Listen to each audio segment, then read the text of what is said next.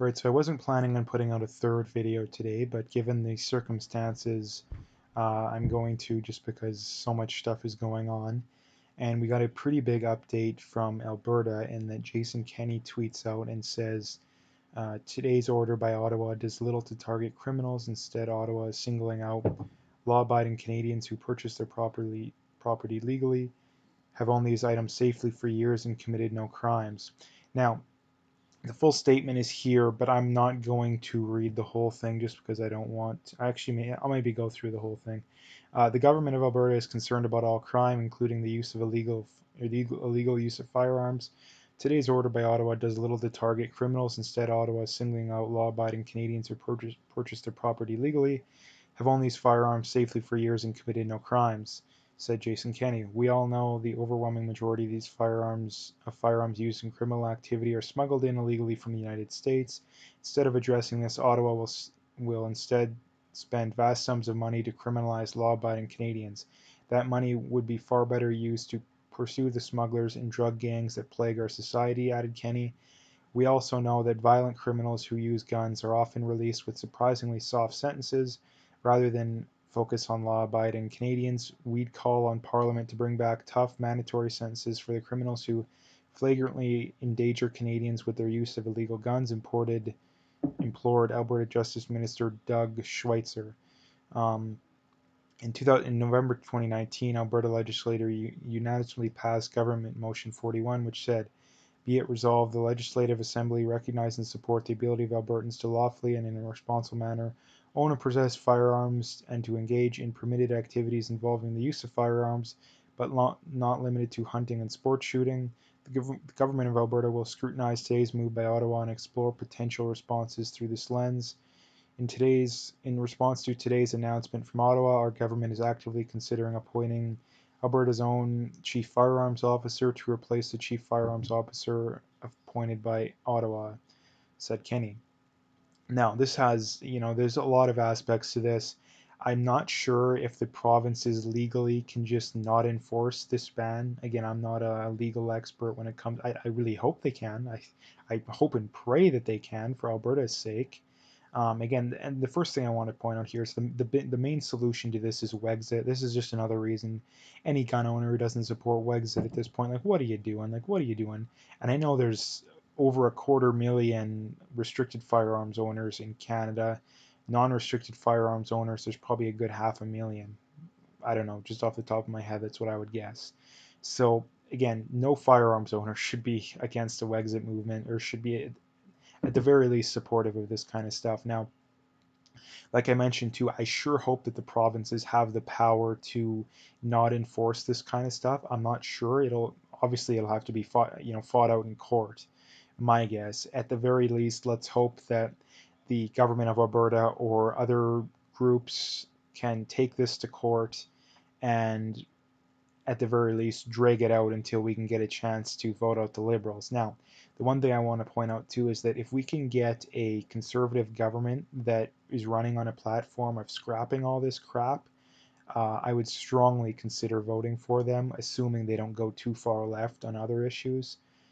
But again, we'll see as far as that goes. That's a little too far down the road. The big thing to point out here is that um, let's hope and pray that Alberta can um, not enforce this kind of stuff legally, because I don't care what your position is. I don't care if you're a virulent anti-gunner. This is going to do nothing to go after to prevent crime. This is a law, you know, intentionally designed to go after legal gun owners. The law has nothing to do with going after people who commit the vast majority of crime. The vast majority of crime is committed with handguns. Again, this just goes to show that anybody who supports this is someone who lets their emotions make decisions for them. And people who let their emotions make decisions for them should not be in positions of power, and their opinions mean nothing. Their opinions mean nothing, because people who make decisions based off emotions eventually make terrible, terrible decisions that turn out terribly wrong. The reason the government wants to ban these guns is the government wants to grab as much power as they possibly can And the only way that they can do that and get away with, well, I mean, the first step towards doing that and being able to get away with it is to ban the guns most likely to prevent that kind of stuff. And again, contrary to popular belief too, people think Canada isn't a, we're a country that doesn't have a lot of gun ownership. We have a lot of gun ownership. We have over 2 million registered gun owners. Because people always compare us to the States, we come off as a very unarmed society, but in reality, compared to the average country, we're actually very well armed. So that's the first thing I wanted to point out. The other thing I wanted to point out too is that, um, again, this stuff right down here, in the middle here. We also know that violent criminals who use guns are often released with surprisingly soft sentences. Now, this is something I need to point out because I grew up in rural Alberta. Now, if you're from rural Alberta, chances are, I mean, most of rural Alberta is dealing with a lot of crime right now because the economy's been doing so bad for the past few years, or the past basically since the Liberals got elected. Um, and I've heard of many cases of robberies, of some armed robberies, people getting stuff stolen left and right. Not only that, a lot of people have security systems, a lot of people have game cameras, and they're catching some of these people, and some of these guys have guns. They're handguns, which, carrying around a handgun on your hip or, concealed is highly illegal, highly illegal. But and because the crime is getting so out of control, the cops have had information sessions with the public, open up to the public, and people have been complaining, and what the cops have been saying is, yeah, these people, yeah, they go to jail for a couple months and they're right back out doing their usual stuff. That's the problem with the system too.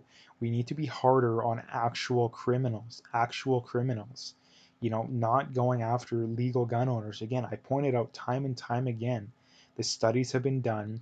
Legal gun owners in the states, people with their concealed carry permits, and I would assume that given that you have to jump through more hoops to get a PAL than a concealed carry permit, concealed carry permit holders commit crimes at a lower rate than cops. And is anybody advocating for disarming cops? No.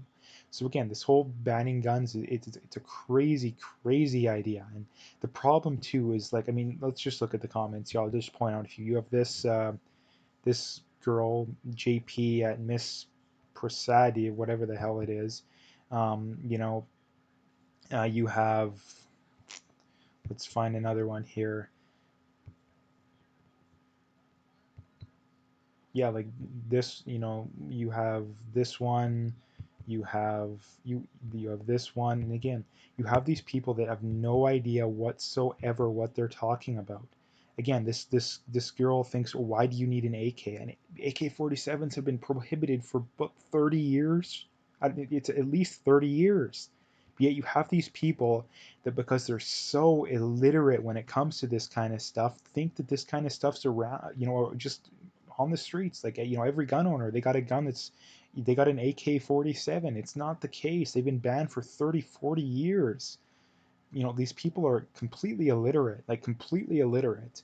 Um, but anyway, to sum it up, I really hope that Alberta can not go along with this kind of stuff and just not enforce it. I mean, how hard can it be to just order cops to just, hey, don't enforce all these new BS gun laws? I mean, it can't be that hard, but obviously there's a lot of bureaucratic red tape involved. I understand that, but there doesn't have to be, I guess, is the point. So, and again, the big thing I want to point out here is just to end it up to, I mean, I'm watching CBC right now, and you see people in the comments here all the time, or, on Justin Trudeau's feed and all these people's feeds, is that Bill Blair said it, Justin Trudeau said it, and again, this is all the evidence you need to point out that people like me are completely right when it comes to this issue, and Justin Trudeau's and the Bill Blairs of the world completely wrong in that they've both been quoted multiple times saying you don't need an AR-15 to shoot a deer. Now, that just goes to show that they don't know the laws. They don't even know the current laws, or they do know the current laws and they're just trying to manipulate people. But if they do know the laws and they're trying to manipulate people, that means that they have bad intentions, that they have a bigger goal here. So, which one is it? Do they not even know the current laws? Again, that makes them look absolutely terrible, and no one with half a brain would support them. Or if they do know the laws, okay, well then what's the end game here? What's the end game? So again, that's the thing to point out too, is that an AR-15, shooting a deer with an AR-15 is illegal for I can probably name at least 4 ways off the top of my head that it's illegal to hunt a deer with an AR-15. First being, it's not even a legal caliber. A 223 or a 5.56 is a 22 caliber gun, which means it's too small to even legally shoot a deer with. You need at least, I believe, a 23 or 24 caliber. I don't know off the top of my head to legally shoot a deer. Again, so all these people thinking that the AR-15 is a super powerful gun, even though it's not even legal to hunt a deer with. Again, so that kind of contradicts them. The second way it's illegal is that it's a restricted firearm, which means it's already illegal to hunt with by definition. It's mandatory minimum 6 months in jail, I believe, for if you get caught hunting with a restricted firearm. It's illegal in that to have a restricted firearm, you need an ATT, and an ATT is basically a piece of paper that says you can take your gun from your house to the range and back. And then the other way would be you can only legally shoot your gun at the range. So that's another way that it's illegal. The other way, I mean, just off the top of my head, another way that it would be illegal is that to transport your gun, it has to be locked in a case or when you transport it. So again, that's another way. So again, hunting with an AR-15 is illegal in literally more ways than you can count your name off the top of your head. But you have the Prime Minister, and I don't even know what Bill Blair's title is, um, saying something that's blatantly false, and that's all you should take. I don't care what side of the aisle you're on. You should not trust these people, and you should be against this kind of stuff. So anyway, I'm going to leave it there. Make sure you hit that like and subscribe.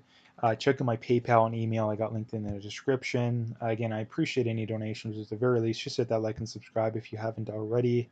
And last thing, as always, actually two things. Check out my BitChute channel.